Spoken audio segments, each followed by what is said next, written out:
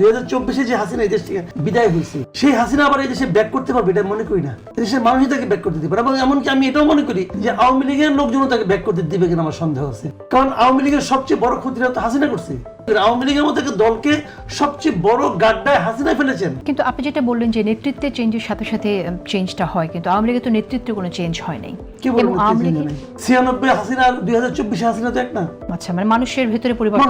আমরা কি করে বুঝবো যে গণঅভ্যুত্থানের পরের হাসিনা যে অন্যরকম হাসিনা?